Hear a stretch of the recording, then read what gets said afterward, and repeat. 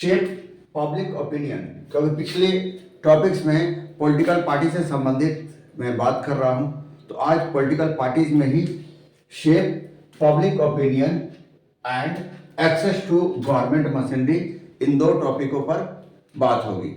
सबसे पहले shape public opinion. Shape public opinion क्या है? यानी कोई भी इशू पब्लिक की तरफ से आता है और उसको एक शेप दिया जाता है। जैसे अगर आप देखें 2014 में अगर लोकसभा का इलेक्शन था, तो 2014 में एक स्लोगन था, एक नारा चल रहा था। गुजरात के तब मुख्यमंत्री थे नरेंद्र मोदी, और एक था अब की बार मोदी सरकार। जब मनमोहन सिंह की गवर्नमेंट थी और पब्लिक, पूरे इंडिया की पब्लिक में एक माइंडसेट चल रहा था और एक स्लोगन दिया जा रहा था पूरे इंडिया में। एक स्लोगन 2014 में चल रहा था, अब की बार मोदी सरकार। और इतनी बार ये रिपीट हुआ, हर जगह पूरे देश में यही गूंज थी, अब की बार मोदी सरकार। और 2014 में बीजेपी को मेजॉरिटी मिली और नरेंद्र मोदी भारत के प्रधानमंत्री बने। अब पब्लिक ओपिनियन को लेकर 2019 में फिर जब लोकसभा के इलेक्शन हुआ, तो पब्लिक ओपिनियन थी कि अब की बार 300 के पार। तो बीजेपी भी पब्लिक ओपिनियन, पब्लिक के जब नरेंद्र मोदी कलकत्ता में चुनाव प्रचार कर रहे थे, तो उस वक्त ये स्टेटमेंट पब्लिक की तरफ से आया था कि अब की बार 300 के पार। और उसी को बीजेपी, नरेंद्र मोदी, सभी लोगों ने उस मुद्दे को उठा लिया और एक शेप दिया, और पूरे इंडिया में अब की बार 300 के पार ये नारा चलने लगा। और 2019 में बीजेपी को 330 सीटें मिली, यानी जो पब्लिक ओपिनियन थी 300 के पार, तो 303 सीट्स पर बीजेपी अकेले रही। तो ये पब्लिक की जो ओपिनियन होती है उसको पॉलिटिकल पार्टी एक शेप देती है, उसी पर वो कैंपेन करती है, उसी पर वो चुनाव प्रचार करती है। तो सबसे पहले क्या था? Rise issues. वो इशू को राइज करती है, कोई भी इशू को उठाती है और उसको लेकर वो लगातार, वो उनके पार्टी के सारे लीडर्स उसको लेकर लगातार चुनाव प्रचार करते हैं और उसी बात को वो लगातार रिपीट करते हैं। हर पार्टी मेंबर सभी के एक ही विचार पर, एक ही थॉट पर वो सभी पार्टी मेंबर काम करते हैं। कोई पार्टी अपने लीडर के से अलग ओपिनियन नहीं देता, सबकी ओपिनियन एक ही रहती है। ये था हमारा राइज इशू। फॉर एग्जांपल, अभी कांग्रेस ने बीजेपी को लेकर घेरा है, अडानी का मामला है, तो हमेशा राहुल गांधी जी अडानी को लेकर, करप्शन को लेकर मोदी जी पर हमेशा बात करते हैं। ममता बनर्जी पश्चिम बंगाल में जब ईडी की रेड हो रही है और कई लोगों के, कई नेताओं के घरों में करोड़ों रुपए मिल रहे हैं, तब ममता बनर्जी बीजेपी पर, स्पेशली नरेंद्र मोदी पर हमलावर है। तो एक इशू को राइट इशू करती है और फिर उससे जब राइज हो जाता है, जैसे हमने बताया कि अब की बार मोदी सरकार, तो एक इशू हुआ कि मोदी सरकार को लाना है, इंडिया में प्रधानमंत्री मोदी को चुनना है। लेकिन उसको, और जब इशू राइज हो गया, इशू दे हो गया, तो हाईलाइट्स इशू, उस इशू को फिर हाईलाइट्स करना, यानी जितने पार्टी मेंबर हैं, जितने लीडर हैं, उसको हाईलाइट्स करते हैं। और हर पार्टी मीटिंग में, हर चुनाव में, हर प्रचार में उस बात को बार बार दोहराया जाता है। अभी बीजेपी, जिस तरह कांग्रेस हमलावर है बीजेपी पर, उसी तरह बीजेपी भी हमलावर है कांग्रेस पर। और लगातार कि इस बार कांग्रेस मुक्त भारत, बीजेपी का जो स्लोगन है कांग्रेस मुक्त भारत, तो बीजेपी लगातार कांग्रेस के अगेंस्ट वर्क कर रही है। बीजेपी लगातार कांग्रेस के करप्शन को हाईलाइट कर रही है। जो पिछले दिनों कांग्रेस में, कांग्रेस के लीडर 2004 से 2014 तक 10 सालों में कांग्रेस ने जो बड़े करप्शन किए, उसको लेकर बीजेपी लगातार इशू उठा रही है। और कांग्रेस मुक्त भारत एक स्लोगन के तौर पर पूरे इंडिया में चल रहा है। इसका एक बड़ा इम्पैक्ट मध्य प्रदेश और छत्तीसगढ़ राजस्थान में भी देखा गया, क्योंकि जहां कांग्रेस कह रही थी कि पूरी बहुमत उनको मिलने वाली है, लेकिन बीजेपी ने जो माइंडसेट टारगेट फिक्स किया उसमें कांग्रेस की बुरी हार हुई और इन तीनों राज्यों में, छत्तीसगढ़, मध्य प्रदेश और राजस्थान, तीनों राज्यों में बीजेपी को बहुमत मिली। तो एक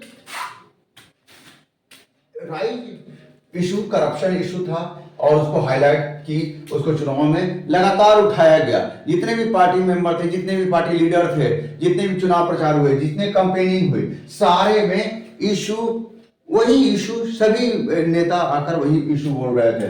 प्रेशर ग्रुप अलग अलग, अब इलेक्शन में अलग अलग प्रेशर ग्रुप हैं।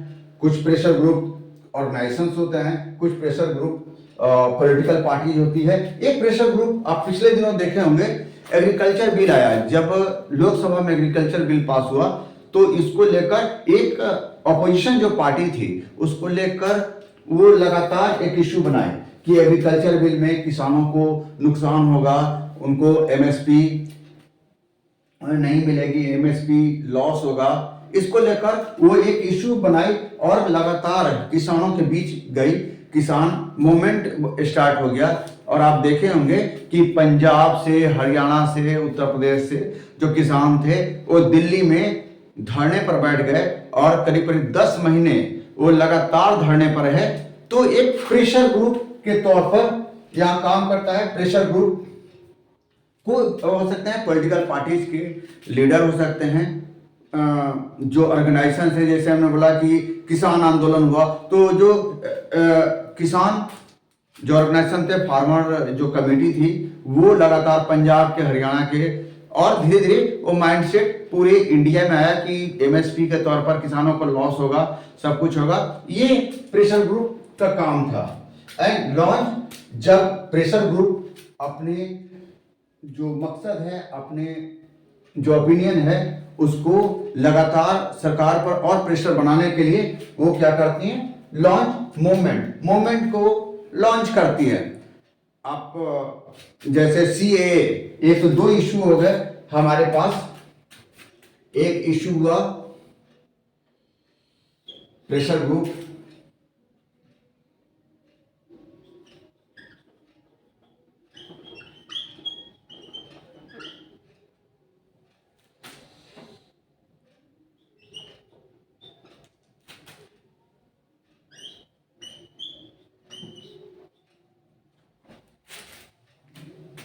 दूसरा इशू एक सीए। पिछले दिनों आप देखे थे सीएए को लेकर दिल्ली में कितना ज्यादा हंगामा हुआ। तो सीए, सिटीजनशिप अमेंडमेंट एक्ट, तो सिटीजनशिप अमेंडमेंट एक्ट में भी उसी तरह दिल्ली में 10 महीने पूरा बैरिकेडिंग लगी, पूरी दिल्ली की स्थिति खराब हो गई। कई बार आप देखो कि उसमें वायलेंस भी हुआ, गोलियां तक चली। तो अलग अलग इशू थे सिटीजनशिप अमेंडमेंट एक्ट को लेकर, आज भी इशू उतना ही है। तो launch movement for public problems. अब पब्लिक प्रॉब्लम्स को लेकर सीए, उसमें कई तरह की बातें थी कि जो स्पेशली अदर कम्युनिटी हैं उनको ज़्यादा दिक्कत होगी इंडिया में रहने में, यहाँ पर कुछ भी लॉ करने में, लॉ जो सरकार की जो पॉलिसीज है उसको फ्रेम करने में, उसको लेने में उनको बहुत दिक्कत होगी और उनको हर जगह अपनी सिटीजनशिप यहाँ पर प्रूव करनी होगी। इसको लेकर कई इशू और भी आए। तो सिटीजनशिप अमेंडमेंट एक्ट भी एक प्रेशर ग्रुप के तहत ही उठा था यहाँ पर। अब ये जो पब्लिक ओपिनियन केवल अपोजिशन ही नहीं करती है, गवर्नमेंट भी पब्लिक ओपिनियन को एक शेप देती है।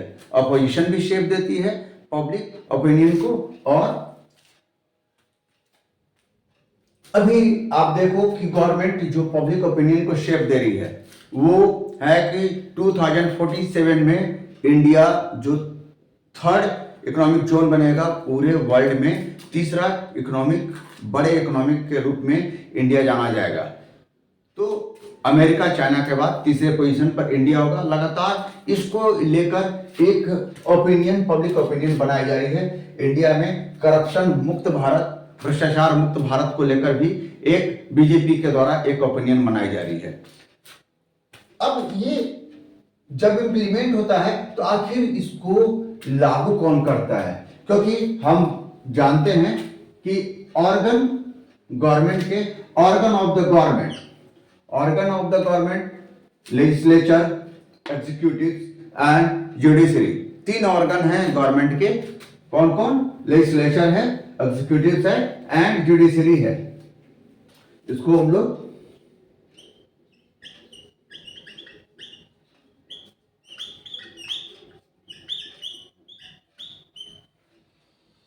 अब लेजिस्लेचर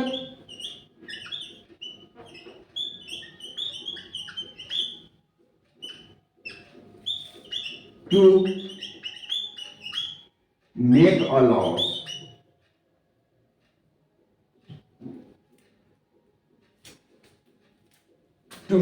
लॉ, यानी कानून कौन बनाता है? लेजिस्लेचर कौन लोग होते हैं?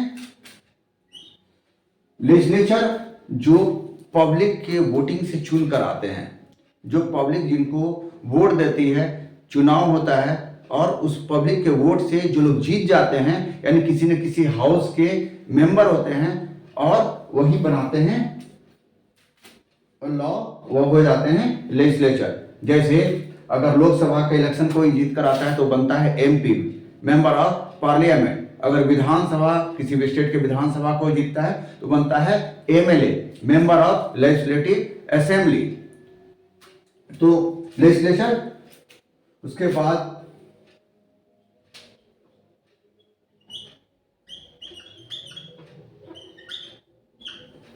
एग्जीक्यूटिव,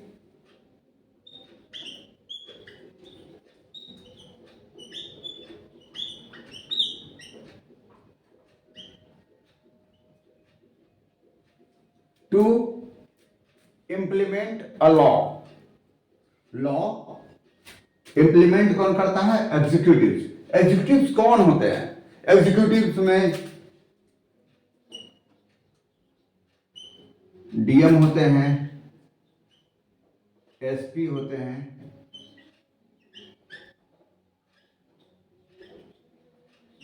सेक्रेटरी होते हैं, यानी जो भी एग्जाम फेस करके, सरकार के एग्जाम फेस करके जो आते हैं, जो 65 ईयर्स तक उनका टेन्योर है, वो आते हैं।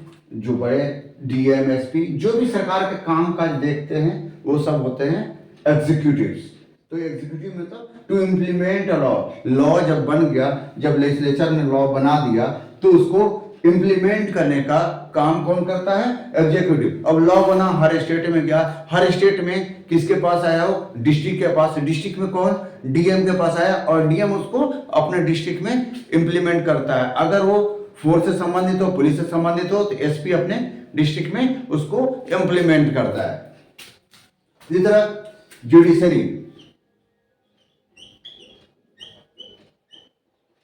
जुडिशियरी एक इंडिपेंडेंट ऑर्गन है इंडिया में,